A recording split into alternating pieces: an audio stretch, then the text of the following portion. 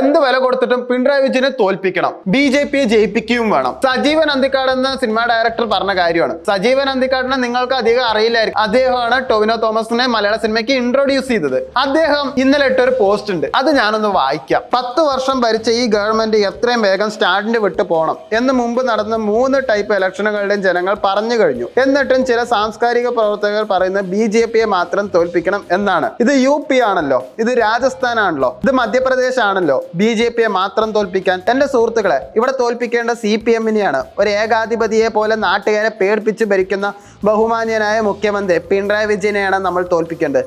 എന്നാൽ പിണറായിയെ തോൽപ്പിക്കണമെന്ന് അവർ പറയില്ല. അവരുടെ സംഘടനയുടെ പേര് വേക്കപ്പ് കേരളം എന്നാണ്. കേരളം ഉണരണം, അവർക്ക് വെളുക്കാത്ത നേരം കേരളത്തിന് വെളുക്കണം എന്നാണ് വേക്കപ്പ് കേരളം എന്നതിനർത്ഥം. എന്താണ് അവർക്ക് ഈ CPM-നോട് ഇത്ര വലിയ സോഫ്റ്റ്നെസ്? UP-യിൽ മനുഷ്യരെ പോലീസ് ലോക്കപ്പിലിട്ട് തല്ലിക്കൊല്ലുമ്പോൾ ഭയങ്കര പീഡനം, ഇവിടെ പോലീസ് തല്ലിക്കൊന്നാൽ തീവ്രത കുറവ്. ഇതാണോ നിങ്ങൾ പറയുന്നത്? UP-യിലെ പോലീസ് കുട്ടികളെ ലോക്കപ്പിലിട്ട് തല്ലി പേടിപ്പിച്ച് ആത്മഹത്യ ചെയ്യിച്ചാൽ അത് വലിയ മനുഷ്യാവകാശ ലംഘനം. ഇവിടെ വാടാനപ്പള്ളിയിൽ വിനായകനെ അത് ചെയ്താൽ തീവ്രത കുറഞ്ഞ ലംഘനം. ഇതാണോ നിങ്ങൾ പറയുന്നത്?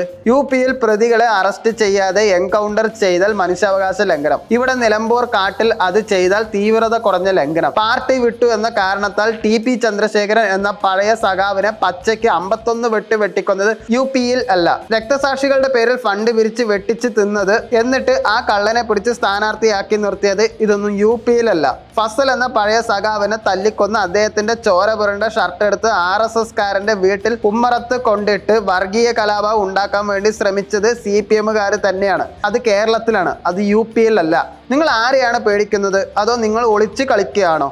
നിങ്ങൾ ഒന്നുമില്ലെങ്കിൽ പാർട്ടി ഭക്തി കൊണ്ട് മതിമറന്നിരിക്കുന്നു, അല്ലെങ്കിൽ ഭയം കൊണ്ട് ചുരുണ്ട് കൂടിയിരിക്കുന്നു. കേരളത്തെ 10 വർഷമായി പിടികൂടിയിരിക്കുന്ന ഭയമാണിത്. ഈ പിണറായി വിജയൻ ഒരിക്കലും തെറ്റുപറ്റില്ല. പുള്ളി തെറ്റാവരം കിട്ടിയ ആളാണോ? വിമർശിക്കാൻ മാത്രം ഒന്നുമില്ല, അതുകൊണ്ടാണോ?